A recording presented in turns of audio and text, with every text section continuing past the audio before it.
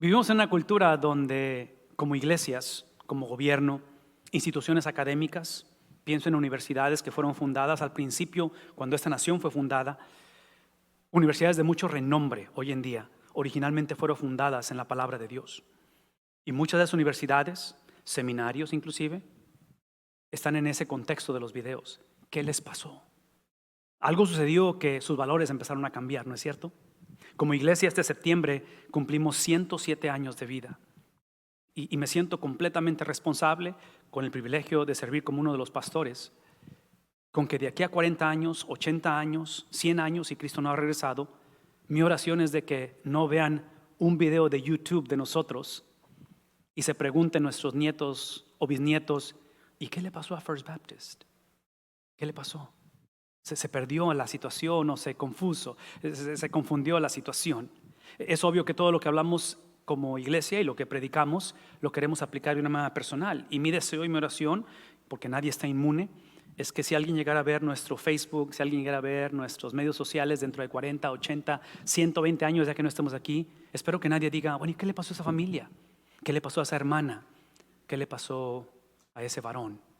Esa es la oración. Esa es la razón por qué hemos por básicamente 3 semanas hablado de estos valores, porque creemos que estos valores fundamentales son los que anclan, son los que garantizan que no va a suceder eso de que ¿qué le pasó? ¿En qué quedó la historia? ¿Hacia dónde se fue aquello? Porque estos valores que dijimos desde el principio son valores que están basados en la persona de Cristo, no en el deseo de la iglesia. Hay una razón por qué la iglesia, que es la eclesiología, que es la expresión de la persona de Cristo, porque es lo que somos nosotros, está al final de lo establecido. Entonces, si eso ustedes lo tradujeran en cuestión de finanzas, en cuestión de relaciones personales, en cuestión de emociones, de pensamientos, de sexualidad, es el mismo principio donde cualquiera que sea el tema en tu vida, cualquiera que sea el tema en tu sentir, en tu experiencia, tu niñez, tal vez tu vejez, que es acerca de la eternidad, no puede iniciar contigo, tiene que iniciar con Cristo. Porque hemos aprendido que Cristo establece lo no negociable, lo inmovible, para que entonces ahora sí entra nuestra conversación, nuestro sentir, lo que pensamos, lo que nos pasó, lo que soñamos, lo que aprendimos o tal vez lo que ignoramos. Para nosotros todo esto es lo que hemos considerado desde un principio, que básicamente es lo que Cristo dijo de sí mismo y lo que Cristo hizo por 33 años. Esos dos combinados creemos que es el Evangelio, y cuando la iglesia, que estamos acá al final, abraza esas dos cosas en lugar de abrazar una u otra o ninguna de las dos, o una a expensas de otra, es cuando sucede lo que le pasa a estos jugadores en los videos de YouTube. ¿Y qué le pasó? Es el tipo de iglesia o el tipo de institución, el tipo de familia o la persona que convenencieramente divorcia, porque en la Biblia esto lo presenta como una sola experiencia.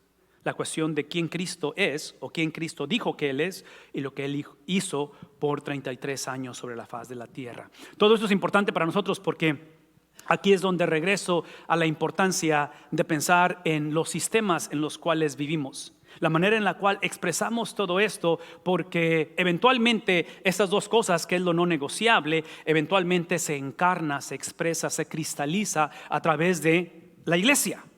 Entonces, una vez más, piensen en la cuestión del matrimonio. La Biblia dice y tiene una definición de lo que es el matrimonio, la sexualidad, el dinero. Eventualmente se cristaliza a través de nuestros matrimonios, a través de nuestros recursos, a través de nuestra juventud o nuestra vejez. Entonces, para hablar de esto, nosotros esta mañana, que es donde estamos hablando de los sistemas, de cómo esto se hace presente. Cómo es que otra vez estoy moviéndome de iglesia a familia, de iglesia a crianza de hijos, de iglesia a lo que sea. Sí, estoy moviendo la conversación porque no quiero que escuchen de mí que estoy hablando de una iglesia y decir, la iglesia está allá, yo nada más vengo y asisto los domingos, pero yo no soy parte de la iglesia realmente.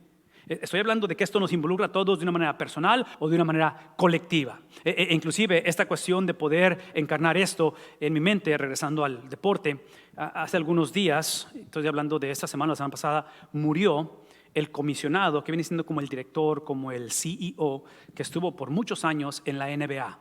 Y a este hombre, su nombre es David Stern. Este hombre sirvió por bastantes años y a él se le acredita una transición muy radical que hizo esta empresa llamada NBA, el básquetbol profesional. Y no tengo tiempo para hablar de los detalles en cómo transicionaron de los 80s a lo que es hoy en día, pero hizo un trabajo excelente. Y aquí está el punto. Cuando ustedes analizan la trayectoria de este hombre, que no le quito absolutamente nada a él, su habilidad y todo eso, pero en realidad lo que hizo, y ese es el distintivo de empresas o de organizaciones, de familias, de iglesias, que en un momento dado cumplen su propósito y expanden lo que se les fue confiado, es que crearon los sistemas en los cuales lo no negociable pudo llevarse a cabo. Porque si el sistema, en este caso de la NBA, que él estableció por muchos años, no hubiera sido saludable, el problema no hubiera sido lo no negociable, el problema es el sistema. Personalmente lo tengo tan claro porque en el caso de mi mamá, su sistema de su cuerpo se atrofió con una cosa que se llama cáncer. Y se atendió por 2 años y tratar de solucionar el sistema de su cuerpo. Trágicamente no funcionó la quimio, ¿verdad? Entonces eventualmente se traduce en ¿qué? El 19 de diciembre, en su muerte. Entonces el problema no es tanto el cáncer, que es el cáncer, pero el problema es que el cáncer alteró el sistema. Esa es la manera en que sé que el sistema es importante, porque otra vez pienso en la NBA, lo que es ahora, y es una empresa multimillonaria y global, lo cual no era cuando ese señor la tomó. Pienso en mi mamá, su sistema inmunológico, su sistema de su cuerpo, eventualmente dio de sí y falleció, ¿verdad? Una característica de un sistema que no funciona, sea de iglesia, sea de hogar, sea de trabajo, muchos trabajamos en contextos donde el sistema no es bueno. Una característica de ello es cuando empezamos a culpar la naturaleza humana y empezamos a decir, es que así son los jóvenes de hoy en día. ¿Alguna vez hemos dicho eso? Es que los niños de hoy en día han cambiado. Cuando yo era niño y empezamos a decir, no, ¿y me explico? O empezamos a decir, es que los líderes políticos hoy en día, no, los presidentes de antes eran, la iglesia ha cambiado, es que la iglesia es... Empezamos a culpar la naturaleza humana y los jóvenes dicen, no, es que estos hermanos ancianos, no, y son de tal... Entonces, el punto es que aun cuando sabemos que la naturaleza humana está corrompida y sabemos que en nosotros existe el pecado, el problema no es la naturaleza humana, el problema es el sistema en el cual se lleva a cabo la naturaleza humana, o en este caso la organización. Para nosotros como iglesia creemos que el sistema que Cristo estableció, basado en lo que hemos hablado por 3 semanas, está basado en un grupo de personas que Él ha elegido o seleccionado, que se le llama pastores, obispos, ancianos gobernantes. Estamos hablando del sistema de las iglesias, aquellos en los cuales el Señor ha comisionado. Al principio de la historia, Él va a poner los apóstoles, que en este caso ese apostolado se va a empezar a replicar y va a empezar a funcionar en cuestión de función, no de esencia. En otras palabras, yo lo dije la semana pasada, yo no creo que haya apóstoles hoy en día como lo fue Mateo, como lo fue Pablo, como lo fue Pedro. Creo que existe el don del apostolado, que es el don de alguien que tiene esa cuestión de entrepreneurship, que le llamamos, de ser pioneros, de que les gusta empezar cosas nuevas. A eso le llamamos plantadores de iglesias, misioneros. Hay gente que le encanta ir a un lugar nuevo y empezar una obra nueva. Y hay gente que nosotros nunca haríamos eso porque nos paniqueamos, ¿no es cierto? En fin, es la cuestión de los dones que la persona tiene. Entonces, cuando pensamos en la cuestión del liderazgo de una iglesia, de la estructura, de acuerdo a la Biblia, Él ha puesto o comisionado personas para llevar a cabo ese liderazgo. Y nosotros la pregunta que nos hicimos desde la segunda semana, mejor dicho, no la primera, la segunda semana, es que respondimos a la pregunta, ¿quién califica? ¿Quién califica en un hogar, en una familia, en una iglesia, en una institución para llevar a cabo el liderazgo? Esta conversación para mí es extremadamente importante porque tengo la bendición de ser padre de 3, pero especialmente de 2 señoritas, las cuales culturalmente, bíblicamente, entendemos que como mujeres van a elegir un varón que eventualmente va a gobernar sobre ellas. ¿No? ¿Sí? ¿Damas? Una vez más.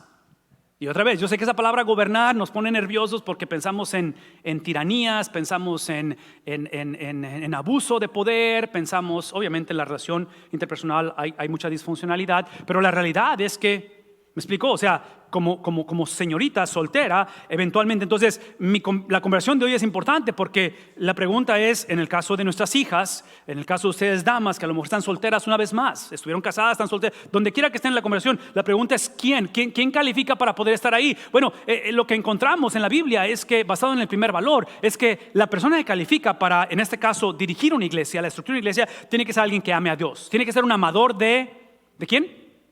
Eso es lo que dijimos desde la primera semana. Dijimos que el que ama a Dios, su característica es que ha dejado de amarse a sí. En otras palabras, ese es el antídoto al narcisismo. Ese es el antídoto para que en cualquier relación, sea el trabajo, sea en la iglesia, sea en el matrimonio, es lo que te ayuda a quitarte lo que todos tenemos. Todos sin excepción, cuando entramos en una relación, típicamente entramos con esa mentalidad. En inglés decimos, what's in for me. So if I go to that church, si yo voy a esa iglesia, es porque esa iglesia me conviene por esto, esto y esto, lo cual no estoy en contra de poder servirnos unos a otros, pero ustedes y yo sabemos que eso solamente te puede llevar hasta cierto punto. En la cuestión del matrimonio es obvio que nos casamos con alguien porque hay una atracción, porque hay un enamoramiento, porque soñamos en construir una vida juntos y dijimos ese día ante el altar, te prometo, en la enfermedad de salud nos casamos, después en el anillo, se dieron el beso y luego de repente, wow, despertaron a la realidad. Y dice, wow, espérame, yo nunca pensé que iba a ser así. Yo entiendo eso, pero el punto aquí es de que el amar a Dios es la habilidad que tiene el ser humano, dada por Dios, en literalmente lo que dice Gálatas 2:20. Con Cristo estoy dejando de amarme a mí mismo, ¿no es cierto? Dejando de reclamar, como luego decimos, sacando la charola y decir cuáles son mis derechos. Estos son mis derechos como tu esposo, tu esposa. Ustedes saben que eso no funciona, ¿no es cierto? Eventualmente una persona narcisista. En la Biblia encontramos esto al principio cuando Pedro, esta es la manera en que Pedro manifiesta el amor de Dios, el amor hacia Dios, es que Cristo dice Cristo le pregunta quién dice que soy yo, después de que pregunta quién dice la gente, quién dice que soy yo, y Pedro responde, tú eres el Cristo, el Hijo del Dios viviente. Entonces, básicamente, la manera en que amamos a Dios es una confesión que dice, tú eres quien dices que tú eres, y tú eres, o tú, todo lo que has hecho basado en lo que has dicho es verdad. Porque el decir que Él es Cristo, Mesías, es simplemente decir tú eres lo que tú dijiste que eras. Porque dentro de unas cuantas semanas de esta conversación, Cristo va a entrar a Jerusalén, va a ser ejecutado, va a ser mutilado, va a ser puesto en un madero. Entonces es bien difícil creerle que Él sea Mesías realmente. Es bien difícil creerle porque las circunstancias me dicen que no. Entonces, en mi caso, en tu caso, en nuestro caso, cuando la situación se pone difícil y dices tú, si realmente existiera Dios, no pasaría esto, es cuando cuestionamos, no las circunstancias, cuestionamos ¿a quién? Al Dios que es soberano sobre las circunstancias. ¿Sí vemos lo que está sucediendo aquí? Entonces, aquí es donde entendemos que quien califica para llevar a cabo el liderazgo de una iglesia, el liderazgo de nuestras vidas, es alguien que literalmente sea un amante de Dios. Porque si no es amante de Dios, ¿va a ser amante de quién? De sí mismo, porque la salvación del hombre no es solamente de la justicia y del juicio de Dios que todos enfrentaremos un día ante el tribunal de Cristo. En la salvación del hombre no es solamente de una condenación eterna en el infierno, eso está implicado, pero la salvación del hombre también es de ¿quién? De sí mismo, de ser amante de mí mismo. Y esta afirmación, la cual, esta es una característica de alguien que no se ama a sí mismo, es que la afirmación correcta de Pedro no está basada en la capacidad que tiene Pedro de hacer la confesión. De que esto no es nada más una doctrina o es nada más la cuestión de algo que me enseñaron o que me inculcaron o que lo canto o que lo leo en la Biblia. Eso es importante y qué bueno que te enseñó mamá y papá y los abuelitos, es importante. Pero observen quién le dio la habilidad a Pedro de dejar de ser amante de sí mismo. ¿Quién se la dio? Mi Padre que está en el cielo. En otras palabras, este no es el caso donde Pedro eventualmente tocó fondo, porque es la historia de nosotros, ¿no es cierto? Eventualmente tocamos fondo, eventualmente regresamos a nuestros sentidos como el hijo pródigo. No. Esta es literalmente la soberanía hermosa, misericordiosa del Dios que desde antes de la fundación del mundo en Cristo escogió los que iban a ser, dígalo, salvos. Esa es la realidad, porque Cristo le dice, hey, tú eres bendito, tú eres dichoso. Y eres bendito, ¿por qué? No por la confesión es importante, pero la confesión de decir que tú eres Cristo, el Hijo del Dios viviente, es simplemente el vehículo hacia quién, a la exaltación, no de ti Pedro, la exaltación del Dios que te dio la revelación. Por lo tanto, escuchen esto, el hombre no es salvo por fe, el hombre es salvo por Cristo. Es la fe que te lleva a quién, a Cristo. Entonces tengamos cuidado en no exaltar nuestra fe. Es importante la fe, porque sin la fe no puede hacer la confesión, pero quien salva al hombre no es la mucha fe que tenemos, o en este caso que el hombre dice, ya no creo en Dios porque he perdido la fe. Otra vez, la fe es importante y probablemente tienes toda la razón porque crees o no crees. Eso lo podemos negociar y hablar, pero al final de la historia, si tú no puedes confesar quién es Él basado en lo que Él dijo de sí mismo y no puedes afirmar lo que Él hizo por 33 años, no importa qué tanta fe tengas.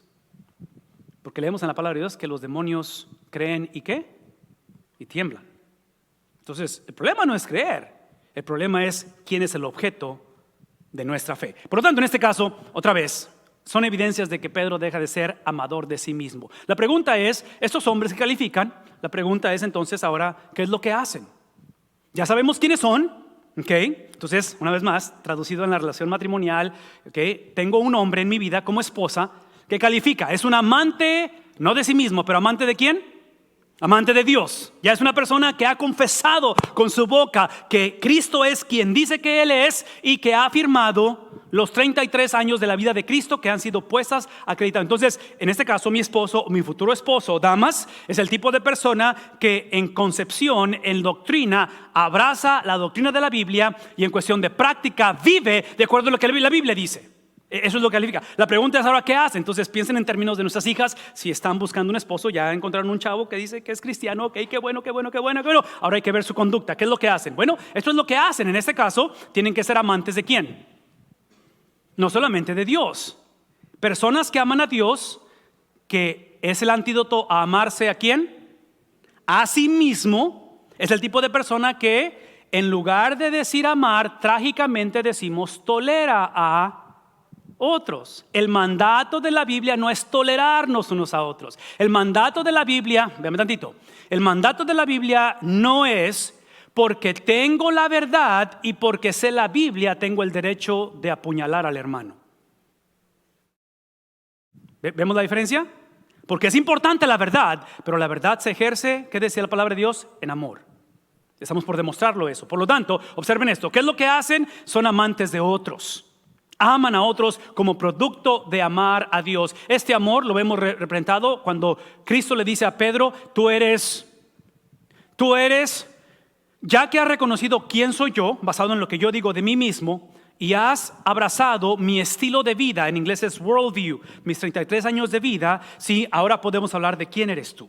Tú eres la combinación, Pedro, tú eres lo que yo digo que eres. Es interesante que este versículo no está diciendo tú eventualmente serás Pedro. Tú eventualmente serás el pilar de la iglesia. Tú eventualmente vas a predicar un sermón en el Pentecostés donde 3,000 personas. Sí, observen que Cristo afirma del presente de Pedro. Y menciono esto porque muchos de nosotros, cuando pensamos en nosotros, pensamos que Dios ama la versión futura de nosotros. Que ahorita estamos pasando por una etapa en la cual todavía estoy resentido y me duele y no puedo confiar porque lo que me pasó anteriormente, porque no sé si confiarle a Él o tomarlo otra vez. ¿Sí me explico? O sea, observen que Cristo hace esta experiencia en la cual no está basada en Pedro, está basada en la persona de Cristo, en lo que dijo de sí mismo y en los 33 años. Por lo tanto, dice él, tú eres Pedro, y porque sé quién eres basado en mí, observen esto, has entendido que tu posición como líder, como apóstol, como caudillo, como pastor, como anciano gobernante, has entendido que tu propósito en la iglesia, hablando en este contexto de iglesia, es para hacer ¿qué cosa? ¿Para edificar a quién? Esto es lo que está diciendo Cristo. Te estoy entregando lo que más amo, porque yo estoy por partir y yo ya no voy a estar aquí físicamente. Te voy a entregar a mi esposa. Te voy a entregar a aquella por la cual estoy por dar mi vida y por aquella a la cual eventualmente cuando el cielo se abra, la trompeta suene, yo regreso. ¿Por quién? ¿Por quién regreso? Por aquello que te estoy comisionando a que edifiques. Entonces traduzcan esto en la relación de matrimonio, de la relación de crianza de los hijos. Cuando tenemos nuestros hijos, cuando tenemos esposo o futura esposa, lo que sea, cualquiera de ellos, el propósito no es simplemente decir yo soy padre, tener el título, yo soy esposo, tener el título, soy abuelo. Ese no es el punto. El punto es que cualquiera que sea la influencia que tengo, la posición que tengo de líder, la posición que tengo con mis finanzas, solteros, lo que tienen de influencia con su sexualidad, con sus pensamientos, es con el propósito de ¿qué? Es de edificar. Entonces, como miembros de esa iglesia o futuros miembros de esa iglesia, el único derecho que ustedes, que yo, que tú, que nosotros tenemos como miembros de una iglesia es todo. Si mis palabras, si mi pensar, si mi sentir no está edificando la esposa de Cristo, no tenemos derecho a decirlo. ¿Por qué menciono esto? Una vez más, porque si ustedes quieren conocer mi ira, si quieren conocer mi enojo, traten de hacerle algo a mi esposa. Varones, ¿no es cierto? Varones, ¿sí o no? No pierdo el pastorado, sigo siendo pastor. A lo mejor voy a la cárcel por lo que voy a hacer en respuesta a que alguien trate de tocar a mi esposa. Pero si alguien trata de tocar a mi esposa, va a haber problemas, ¿no es cierto? Y no es amenaza, todo lo que estoy diciendo es de que piensen en cuestión de Cristo. ¿Quién es la esposa de Cristo? El hermano que estamos batallando en amar, que estamos tolerando, ¿no es cierto?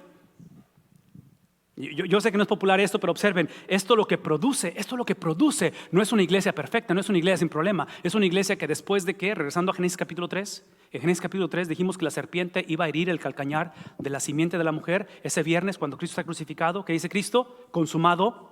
La serpiente tomó e hizo lo que iba a hacer, dañó, pero ese daño el domingo en la mañana se hace reversible, donde Cristo no va a dañar a la serpiente. ¿Qué hace Cristo? ¿Qué es la promesa de Génesis? Que la simiente de la mujer iba a ser a la cabeza de la serpiente. ¿Qué?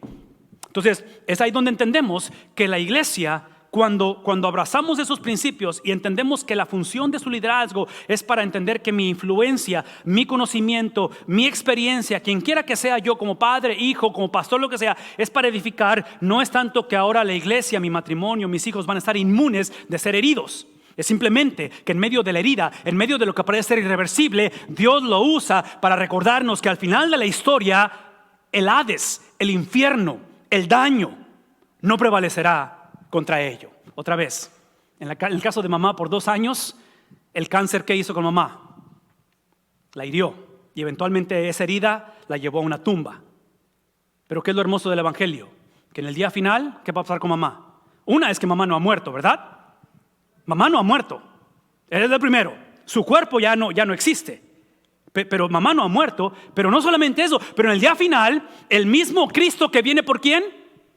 Viene por su iglesia. En el caso de mamá, recibirá un nuevo, dígalo, sin cáncer. Entonces, ¿cuál es el punto de la historia? De que aun cuando duele, aun cuando fue irreversible lo que me hicieron cuando tenía 5 años, aun cuando yo hice cosas que me avergüenzo si las pusiera en público o en Facebook, la realidad es que ser parte de una iglesia que somos responsables de edificar, es entonces que entendemos que en este caso el papel de los líderes es de gobernar, es de pastorear y es de, ¿cómo sé esto? Lean Primera de Pedro capítulo 5, es lo que describe en detalle todo esto. Por lo tanto, esta mañana hemos puesto esto delante de ustedes por varios domingos, donde creemos que Pedro, en su posición de liderazgo, en la función, no en la esencia, su función es la función, de acuerdo a Efesios capítulo 4, es de capacitar, de entrenar. Estoy hablando de lo que son los profetas, apóstoles, maestros, pastores y evangelistas. Es para capacitar y entrenar, discipular y preparar el cuerpo de Cristo para la obra del ministerio. Y si leen Efesios, es un libro en el cual está hablando de la unidad, donde aparentemente el propósito de esto es que seamos un solo cuerpo, seamos la esposa viviendo en unidad, porque aparentemente la iglesia hace 2000 años estaba como la familia. La familia está sufriendo hoy en día, la familia ha sufrido. La familia trágicamente le está llamando hoy en día lo que es desaveniencia, división y lo que le llamamos ruptura, le llamamos vida. Trágicamente nos hemos convencido de que así es la vida, ni modo, así fue él, por eso, y empezamos a simplemente a tener conversaciones en nuestra mente de la justificación de por qué el hogar está dividido. Bueno, la realidad es de que estas cualidades que estamos llevando a cabo en la iglesia son la expresión de la vida privada y personal de nosotros. Entonces, es de hipocresía. Es de un mundo fantasioso esperar que la iglesia haga y diga, o sea, lo que nosotros no somos. ¿Dónde? En el hogar. ¿Por qué? Porque esto es bien sencillo, porque la iglesia somos nosotros. La iglesia no es algo que está allá. ¿Me explico? Que está allá lejos de no. Sí, no. La iglesia somos familias con disfuncionalidad, con problemas, con situaciones donde la serpiente ¿qué ha hecho? Ha herido. Y estamos heridos y batallamos y el futuro, me explico, se pone un poquito inseguro e incierto y entendemos todo ello. Pero al final dice Cristo que las puertas del infierno no van a ¿qué? Entonces tenemos que verlo desde un punto de vista de que la relación de la familia, como la relación de liderazgo en la iglesia, de aquellos que han sido llamados, que ustedes eligen, que ustedes aprueban, que ustedes como iglesia basado en la palabra de Dios ven las cualidades que estamos describiendo. Ustedes los han llamado a liderar con el propósito de que funcionemos como estructura, de que dejemos de estar culpando naturaleza humana y entendamos que el problema a lo mejor es de un problema de sistema, donde eventualmente entendemos que nuestra relación, véame tantito, nuestra relación, y esta es una cosa que he estado hablando con mis hermanas, y no sé si han pensado algún momento, la cuestión de que duele mucho que mamá ya no está con nosotros, es porque, escuchen lo que acabo de decir, dije mamá. Una vez más, mamá, ¿verdad? mamá, ¿es importante esa palabra? Mamá, ¿es importante? Ella ya no tiene ese concepto donde está. Porque en el cielo no habrá esposa, no habrá hijos. ¿Sí captamos lo que estamos diciendo? Entonces, aun cuando nos vamos a reconocer una vez más en el cielo, esta es la manera en que yo entiendo la Biblia, y si ustedes quieren hablar un poquito y la creen diferente, no hay ningún problema. Yo no creo que nos vamos a reconocer como hijos y hermanos y tíos y primos. Yo no creo que va a ser así. Porque se le hizo la pregunta a Jesús: hey, ¿estaremos casados en el cielo? ¿Qué respondió Jesús en Mateo? En el cielo no habrá casamiento. ¿Cuál es la razón? Esa es la razón porque yo creo. Porque estaremos ante la presencia ¿de quién? De aquel que lo llena en todo, por todo y en todo. Entonces, una razón que yo creo que mi mamá no conoce el sufrimiento es simplemente porque ella no tiene el concepto ya de que dejó en la tierra a quién. Por eso cuando la gente me pregunta: oye, ¿crees que mi abuelita me está viendo desde el...? No sé si te está viendo, pero si te está viendo, no te está viendo como el nieto. ¿Sí me explico? Porque ellos ya no tienen ese concepto. Y otra vez, yo estoy limitado en mis palabras, en mi idioma para expresar esto. Todo lo que estoy diciendo es que observen la relación que estamos aquí en la tierra. ¿Es una relación de qué? De pacto. Es la relación en la cual Cristo derramó su sangre. Por lo tanto, esa sangre nos hace hoy en día hacernos la pregunta: ¿cómo es que lo hacen? Ya hablamos de quiénes son los que califican, ya hablamos de lo que están haciendo. Ahora es ¿cómo es que lo hacen? ¿Cómo lo hacen? Lo hacen de esta manera.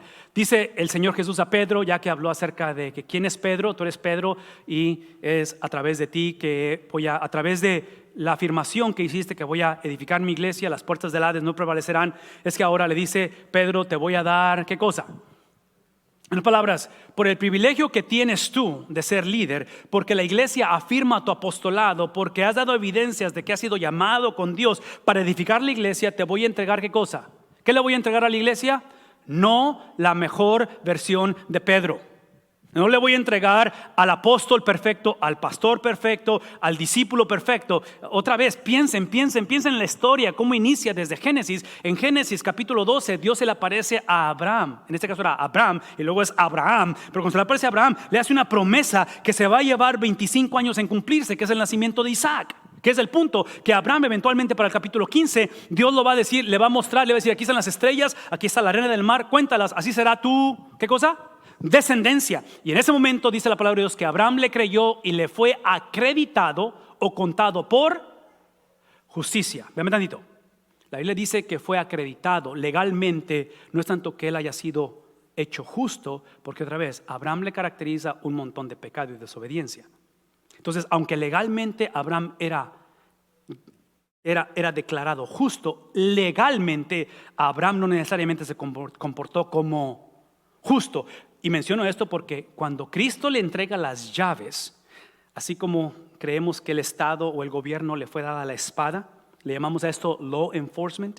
¿Cuántos están contentos porque hay un 911 en Estados Unidos? ¿Sí o no? ¿Están contentos que hay un 911? Van a estar bien contentos si un día lo necesitan, que espero que nunca lo necesiten.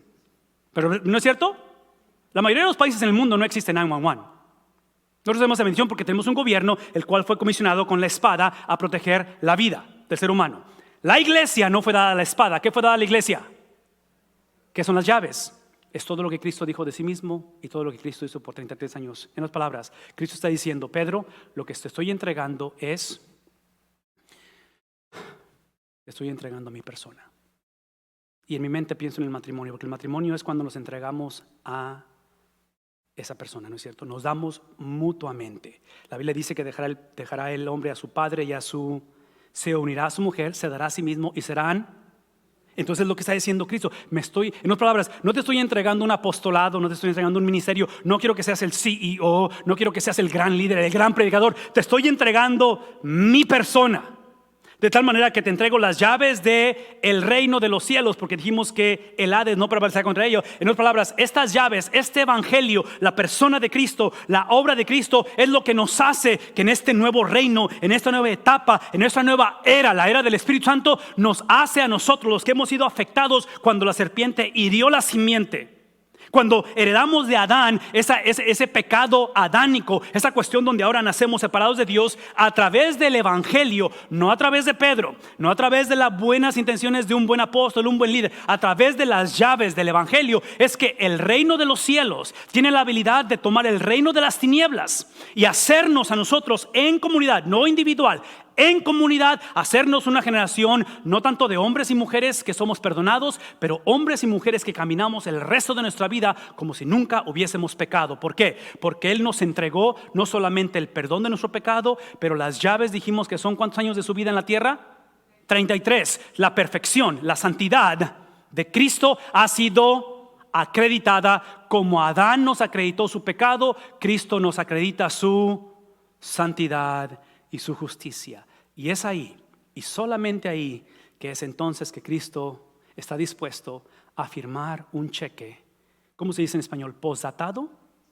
Un cheque en blanco, un cheque que no tiene al portador, en el sentido de que es un cheque en el cual no tiene cantidad. Y es lo que Cristo hace cuando dice: todo lo que ates en la tierra va a ser atado también ¿dónde? En el cielo. Y todo lo que desates en la tierra, en otras palabras, lo que está diciendo Cristo a Pedro es que Pedro, desde ese momento en adelante, porque te estoy entregando no el ministerio, no un buen futuro, no te estoy entregando ahora que has entendido y que has pasado por un entrenamiento o una preparación académica, te estoy entregando ¿a quién? A mi persona, porque yo no soy un rabino que está enseñando acerca de Dios. ¿Quién soy yo? Dice Jesús: yo soy Dios del cual te está enseñando. Me he dado a ti.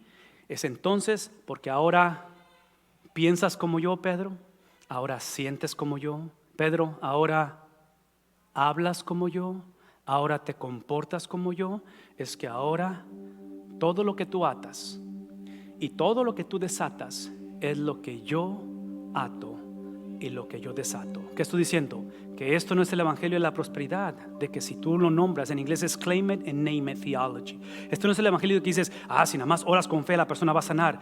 Eso no es. Lo que está diciendo es que ahora que eres una nueva persona, que te has sido investido por mi persona, ahora yo he firmado, ahora yo declaro que tienes mi mente, que tienes mi sentir, que tienes mi pensar.